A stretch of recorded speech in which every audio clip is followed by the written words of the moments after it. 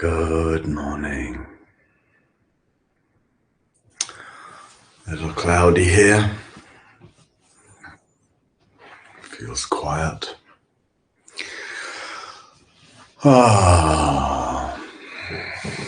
Nice to chant. I don't know if some of you join in with me if you're here a little early. But if you want to join in the mornings when I'm chanting and you don't know the chant or the words, please feel free just to join in kind of like, because you'll still get the benefit, right, of just bringing sound into the whole thoracic cage, the voice box, the belly, you get the sense of just using sound to enliven your cells. It's like letting your cells become more awake and more conscious. So, yes. All right. It's Friday, end of the week, or at least it feels a little bit like the beginning. I'm going back to the Moulin today, home from here, and then tomorrow I'm teaching a day of practice here at Sangha Live, where there'll be some chanting because the day of practice is on realizing refuge, or realizing the triple gem. I think the power and beauty of refuge.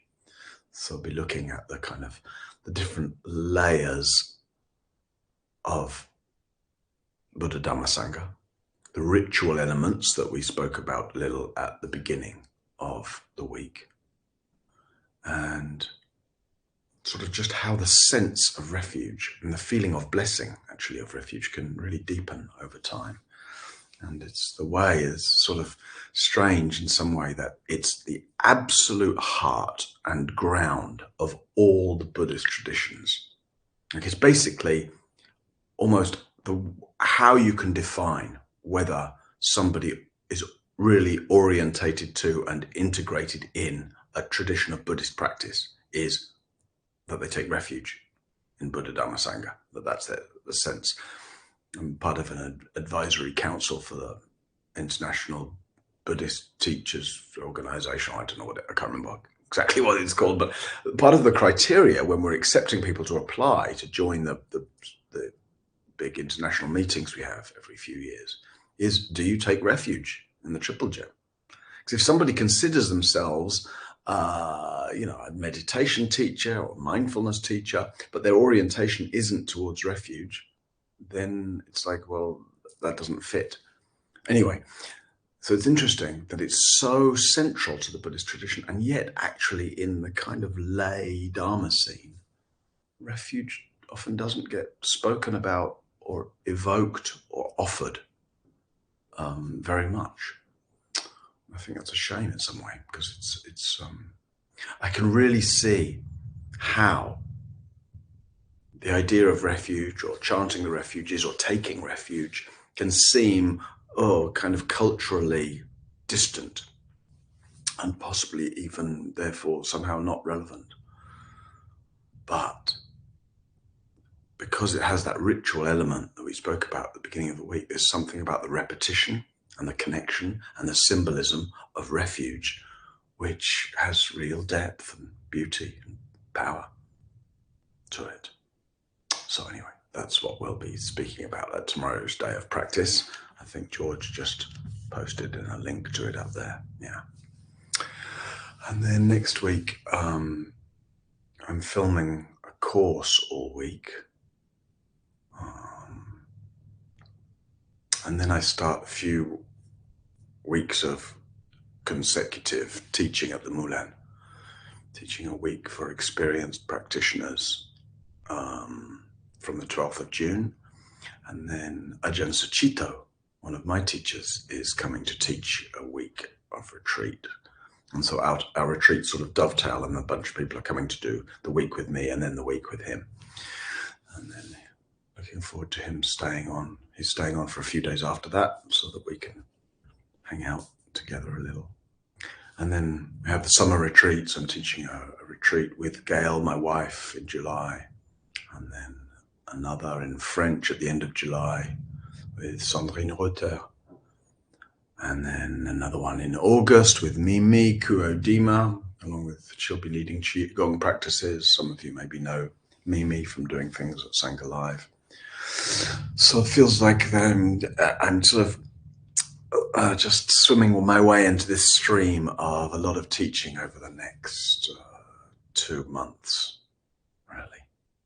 So this feels very casual, just hanging out with you here this morning.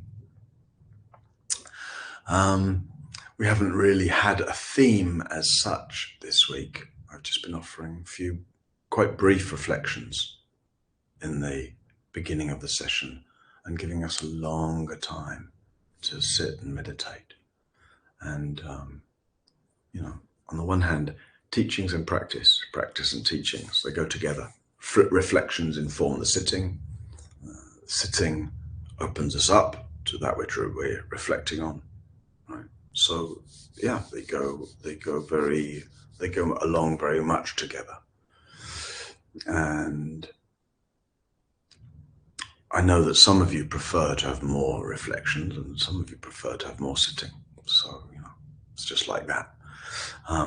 But I thought it was an interesting experiment. Maybe you didn't notice, or maybe you did, but you feel free to put whatever comments you might have in the chat. The fact that we've had, you know, short 5 minutes, maximum 10 at the beginning, and then at least 30, more often 35 minutes of sitting this week. So we just changed the proportions of that a little bit. Often when I've taught here in the mornings in the past, we've Friday, end of the week, just orientation, just making sure to really include the heart. And what does it mean to include the heart? It means really just to make sure that the attention we're giving to experience moment by moment is a gentle attention, a loving attention, a permissive attention, a welcoming attention. And that sounds good. And yet sometimes people will say, you know, I don't know what that means. I don't know what it sounds good. I want to give loving attention to my experience, but how? Because we're actually, and it's actually a very honest answer, because we're so used to giving a harsh attention. It's like meeting our own experience or meeting the world sort of like that through a lens of a bit of intolerance, suspicion, complaint. Or if not through that sort of negative or judging attention, then through a sort of expectation of what else could be happening, what's going to be going on next. So while we often speak in the language of awareness, awareness in the breath, awareness in the moment, awareness in the experience, we could point to exactly the same practice using the language of love. Right? Our practice is to sit here and to love the breath. Practice to sit here and just love. You don't always inevitably like what's happening, but not liking what's happening is no barrier, actually, or need be no barrier to loving what's happening. And you love what's here, whether you like it or not. So like with bodily discomfort, you don't like it. So what is it? What is it to love discomfort? Right? In other words, to give an attention to that discomfort, which is gentle. An attention that allows a certain softening and relaxing. An attention that is forgiving of discomfort. Yeah. So, here we are, end of the week, Friday morning, sitting here together as a gesture of presence awareness, really showing up to ourselves, showing up to each other, showing up to life. And that's equally then a gesture of love. The best way really to make sense of our lives, the best way to make sense of our changing experience, the best way to make sense of the imps which we spoke about yesterday, and the impishness of experience, is by loving it, being tender with what arises and what passes. So in this spirit of tenderness, let's show up together for meditation.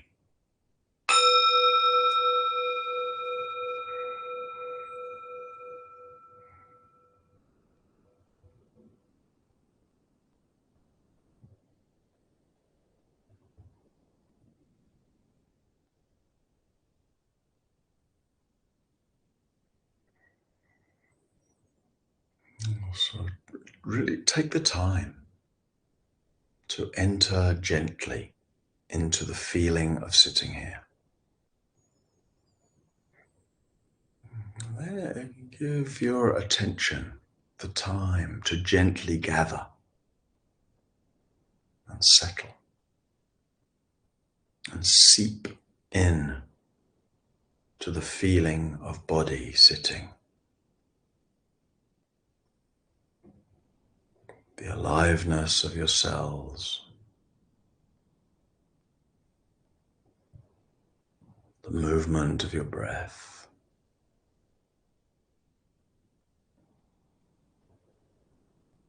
the here-ness of everything.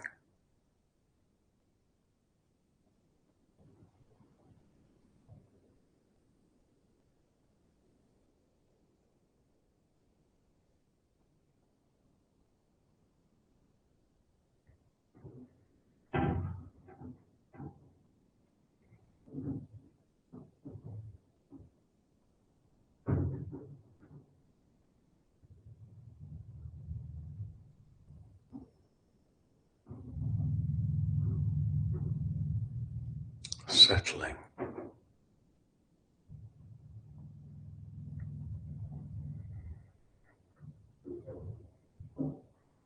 softening,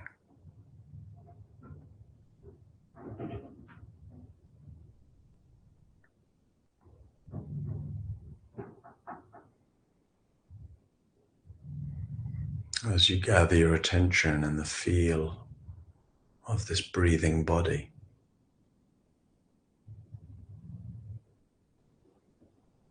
See if you can feel the natural gentleness, natural ease within which breathing can happen.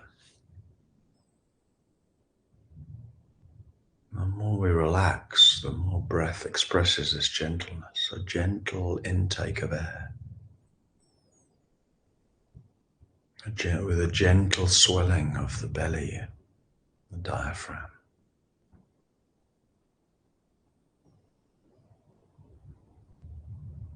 And the out breath has a gentle release.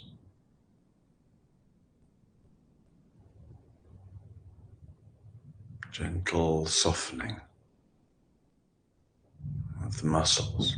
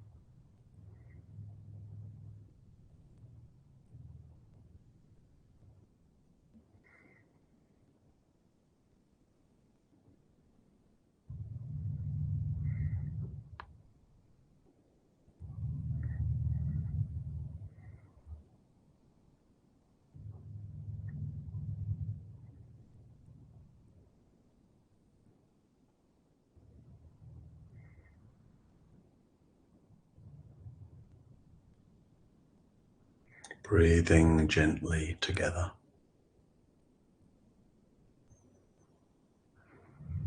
being breathed gently by life.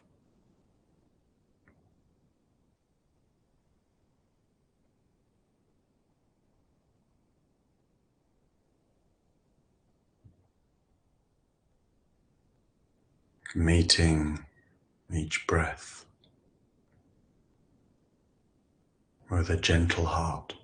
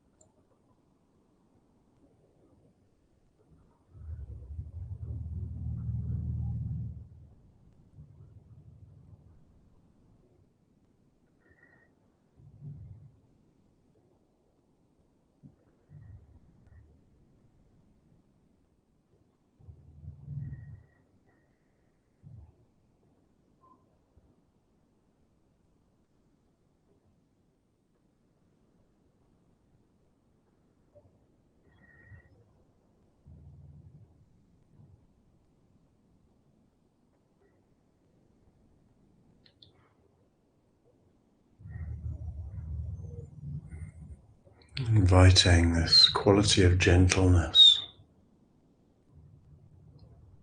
to pervade the inner atmosphere.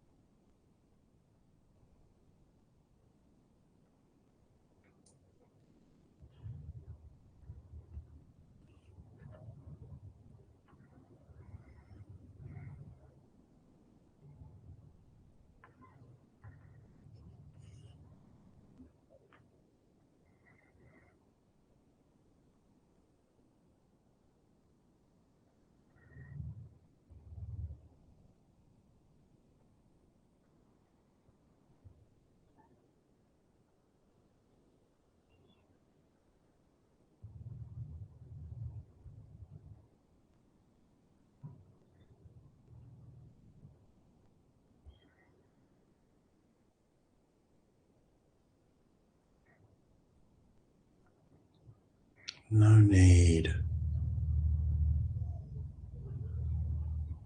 to be harsh about anything.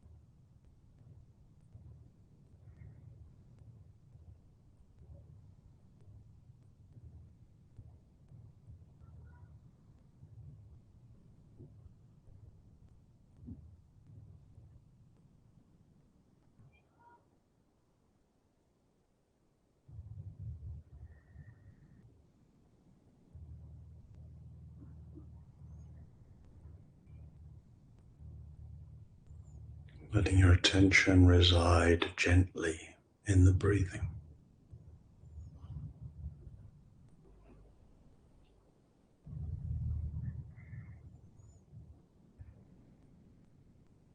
In moments you notice that you've gotten lost in thought, be gentle with the moment of realizing.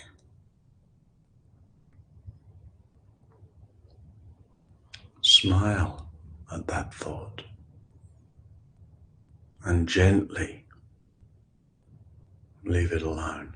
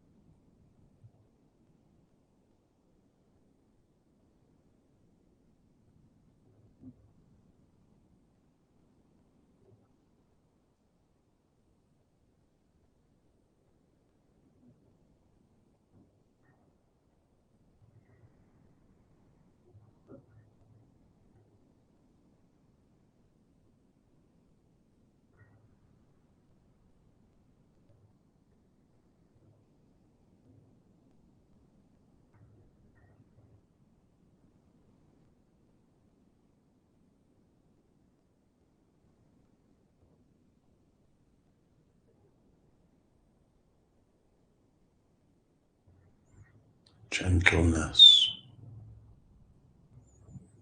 pervading the field of awareness, gentleness pervading the breath, pervading bodily sensations, pervading the soundscape.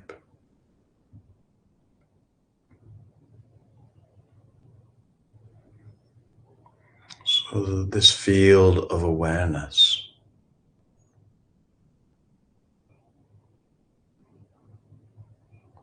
is a field of gentleness, a field of tenderness.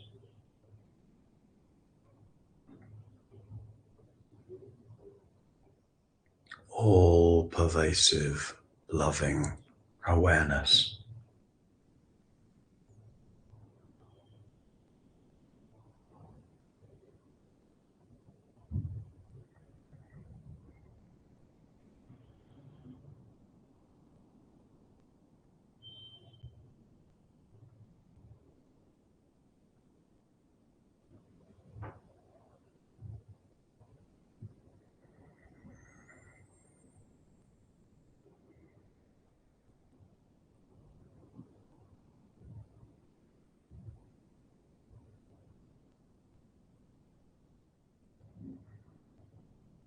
All-pervasive, loving awareness.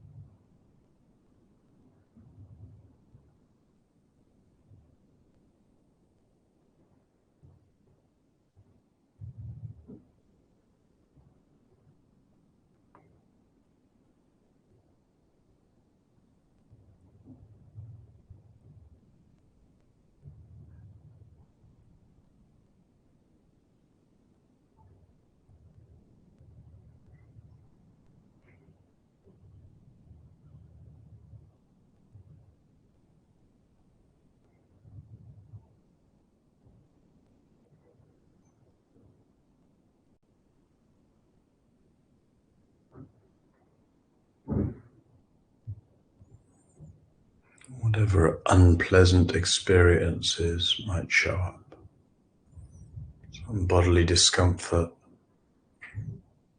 some unwelcome sound, some painful memories or aggravating thoughts.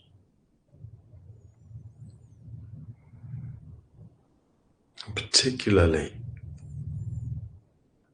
right here, in the midst of the uncomfortable or the unpleasant, finding out how to be gentle, how to be loving, how to be tender with this moment, whatever its flavor.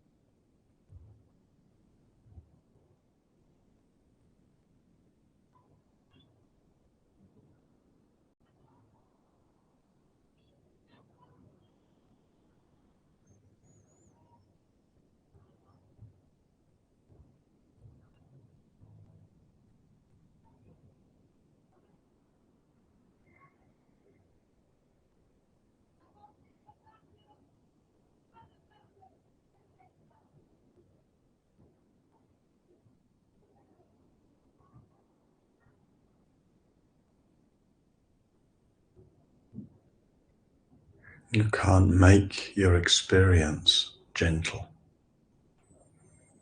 but you can be gentle with whatever experience arises.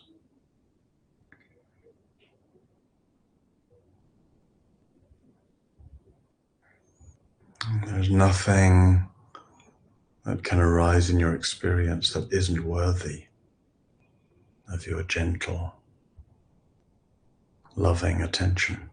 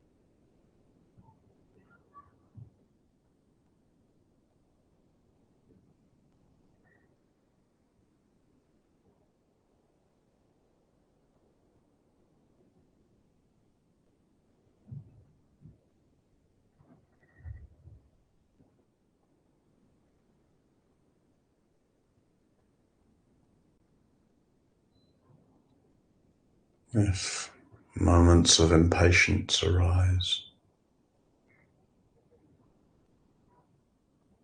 or restlessness, tension or reactivity,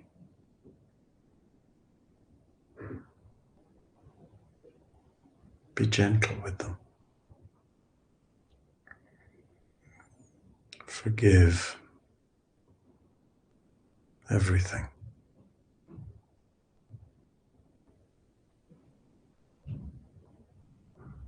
Allowing everything its arrival, its expression, and its departure.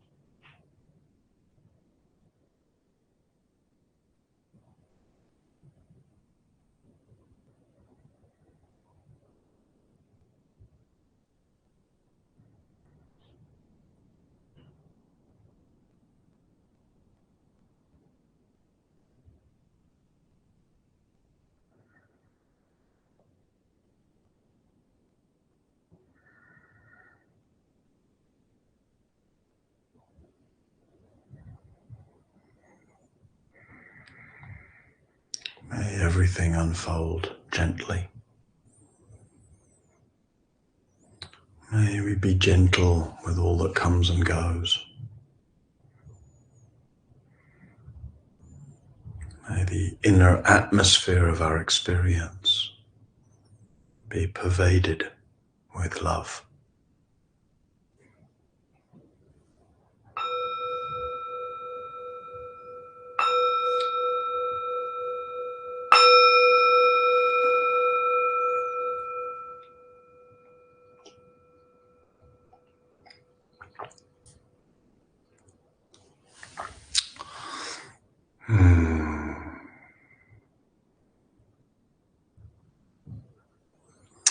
All right, that was meditation. A little time left for questions. Friday is the day where I remind a little more. I bang the dana drum a little louder, if you like. If you've appreciated what's happening this week, if you appreciate the connection with others, the benefit of being here, the offering of teachings and practices, the fact that all this is made possible by a whole team at Sangha Live, doing the scheduling and the tech management and the hosting and the correspondence and the scheduling and the accounting and all the other things that we just see me sitting here and you all here and the chat happening, but actually to schedule live interactive teachings with many renowned teachers almost every day of every month, that's a lot. And it's all done in a way that's very open-handed and open-hearted, right? It's offered free of commitment, free of cost, free of charge rather, but not free of costs. There's a lot of costs, and those costs, that's why, if I speak about dana every day, it's just because those costs need to be met in order for any of this to happen. And so, sometimes I know some people feel, why do we have to speak about dana every day? But one, because the bills have to be paid. But two, it's not a wrong thing. Dana is an integral part of Dharma practice. Right? Dana is the expression of care, support, generosity, offering, appreciation. Buddha talks about dana as a foundation for happiness. Right? Not just the giving of money, but the orientation of the wish and the intention and the expression of where I can be generous. And so a process of realizing, I've got resources to give and giving them. So one gives one's time, one's care, one's attention, one's listening, add one's voice, money. To see what you have. Often we can feel needy, like somebody who doesn't have enough. I'm looking for where I can get it. It's a very, very different orientation to look for what do I have and how can I offer it. And then to be able to taste the goodness of being able to offer. So dana has, of course, much more dimensionality than just the offering of money. But in this context, that's one of the very, that's really, it's what's needed for this to happen. So just to say, thank you. If you feel moved to and you're able to offer dana that supports me personally as the teacher this week and the whole of Sangha Live, and then for also supports everybody else that can be here. Thank you. And it's whizzed up in the chat, but if you scroll up a bit, or George can repost it back in. It's the link is in there somewhere. And just that reminder, however much or however little you feel able to offer, please connect with the sense of offering, the sense of goodness, the sense of gratitude, the sense of love. Dana is an expression of love. I love this and I want to support it. And the alignment of intention and action. I think this is valuable and therefore I am going to value it. I think this is beneficial and I want to contribute to it being beneficial. Beautiful. Sometimes we can sort of put in our credit card details somewhat resentfully because we've often got stuff around money. So just the invitation to make it a practice of dana and not just a kind of a donation. It's an offering. So thank you for your offering. All right. Where we go? Questions. Kaz says, under my annoyance and worry, I found a lot of fear and I was unable to really bring gentleness until you said there is nothing unworthy of our gentleness. Then the attachment to blame dissolved. Beautiful. Can you talk a little of that?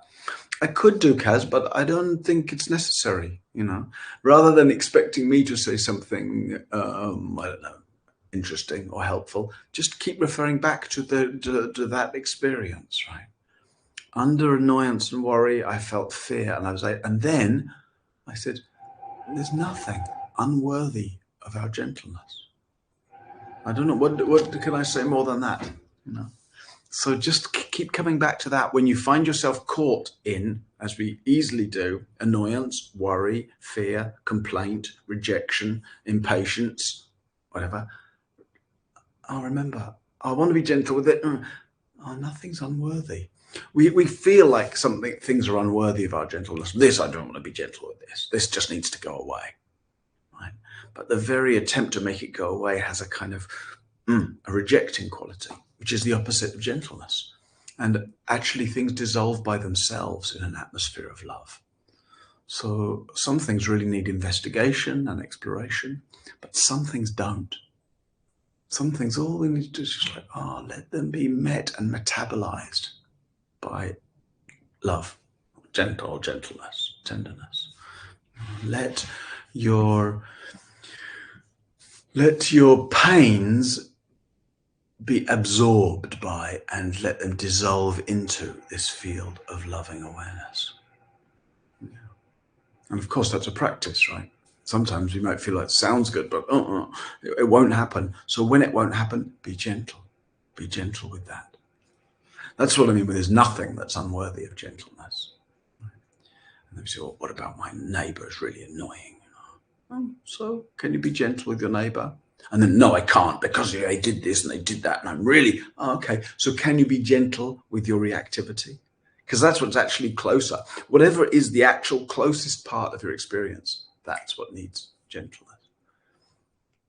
And then sometimes we cast around, well, let me find some exception to that. Let me find somebody. There must be somebody I know, or there must be something that happens that isn't worthy of that. No. Right. Job says, resting in loving awareness made me see my basic goodness. Yeah, beautiful. A term which I often come across in Buddhist traditions. Are loving awareness and basic goodness the same? Not quite the same, but I would say loving awareness is the natural kind of operation of one who knows their basic goodness. And similarly, loving awareness, like you experience, can reveal that basic goodness. And it's one of the very, I think there can be a lot of clumsy kind of East-West comparisons. Often when people say, oh, in the East, it's like this, in the West, it's like, oh, I often kind of find those a little clumsy. But one of the big differences between the sort of Western religious / philosophical basis for the way we understand life is through, the Abrahamic religion's emphasis on original sin. The feeling that we've got this bad, dirty, impure soul, and we've got to constantly work to win God's favor and approval to compensate for the fact that we're inherently sinful. So that's the absolute opposite, right? There's a sense that we are inherently bad, sinful, and we need to compensate for that. Whereas the background of the various Asian sort of worldviews and metaphysics and religious philosophical background is that everyone is a spark of the divine, right? We are all God in some way. That we all have Buddha nature. That our heart, though it may get covered over by fear and jealousy, the innate quality of our being is good, beautiful, divine, and that we are basically good and beautiful, that our intentions are basically good and beautiful and true and worthy, that we basically all long to love and be loved, and that we don't need to create those things so much as just gently look at and notice and understand and resolve and then dissolve the obscurations to that basic goodness.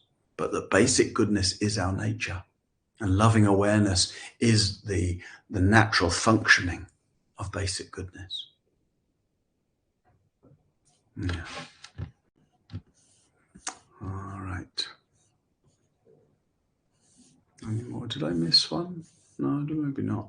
Any more questions? Caroline says, when you say to let go of thoughts, this is something I don't find possible. It feels like they need to be followed to the end before they can be let go. I often, Caroline, don't actually use the language. Sometimes I might, but not very much, of letting go. Like then during the meditation, I said, notice and gently leave it alone. Leaving it alone is different from letting it go. And the reason I use that different language is because often people have the assumption, if I'm going to let go of thought, that the thought itself should go, right? But the letting is the more important than the going. Just leaving it alone, leaving it alone. Leave thought alone. Stop harassing. It's like, don't harass your thoughts, you know? It's like, oh, pushing against them. No, just let them. It's like I often say, it's as natural for thought to think as it is for birds to sing. So when you hear the birds singing, you don't try and let go of the bird song, right? You just leave it alone, let it happen, let it move through, but without fixating on it. Right? Oh, why is the bird singing now? Or where's it going? What happens if it keeps singing? No, you just let it move through, let it stream through awareness. And so that same thing in terms of being gentle with thought, leaving the thoughts alone, letting thought be thought. Let birds sing, let thoughts think. Right? But the leaving them alone implies that we're noticing the way we get fixated by our thought, seduced by the thought. And then we start building castles in the air of thought. Right? And then, oh no, let me just leave that alone and just let thought be simple. And again, that's a practice, right? It's a process. So we may find that we're caught up in the thoughts and the drama of them more often than we're able to just let them be left alone. But really notice those moments where you can just leave it alone. Right? Leaving it alone doesn't mean that it has to come to an end. Just leave it alone. Because realize that most thoughts don't need a great deal of attention. Most thoughts don't need following. Some do. And then you'll be able to notice, right, in the kind of space of leaving thought alone, you can notice when there's actually a genuinely original thought, creative thought, helpful thought, a thought that's worth developing and following, a thought that leads to clarity or insight or inspiration or creativity. Some thoughts do that, some thoughts do go in that direction, but many of them are just, they just sort of blah, blah, that is just reinforcing the usual sense of this is who I am and this is what the world's like and this, I'm a self and I'm like this and I'm like that. Well, a lot of those, they can be just left alone. Nothing bad will happen by leaving your thoughts alone. But we're a bit afraid. We're afraid if I let go of my familiar reference points, everything might melt. And while that's true in some way, the melting will be a relief and peaceful, not a meltdown.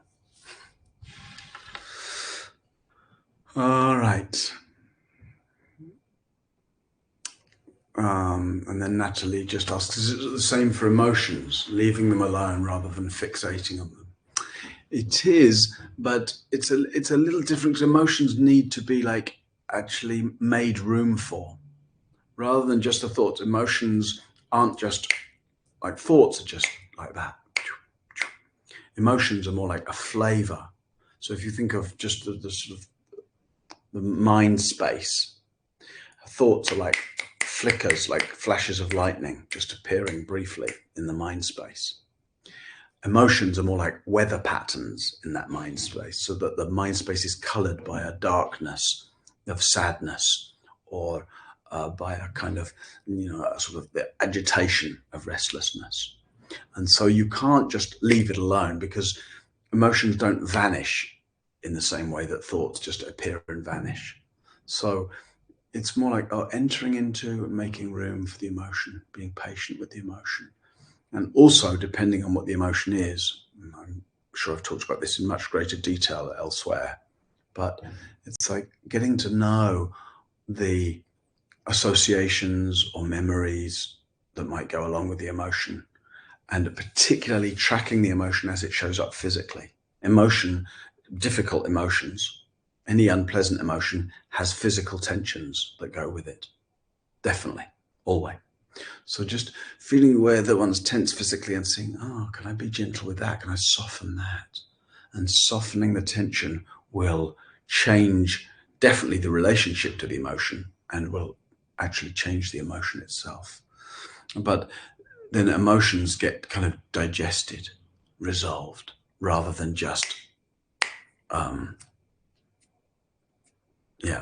can get resolved rather than just dissolved, because they have a different flavor to thoughts, right? They're more like a sort of vortex that moves through for some time rather than just a flicker of thought. All right. I think that we've gotten through all the questions. Now we've just gotten to all the thank yous. Yeah, you're welcome. You're welcome. Nice to read your appreciation. Please take your gentle awareness into the day with you. Maybe you can find out, is there anything today that isn't worthy of your gentle attention? I think you'll find there isn't. Take care, friends. Thank you for your presence and your practice all this week. Feel free to join me for the day of practice tomorrow on Refuge, and see you just round the next corner.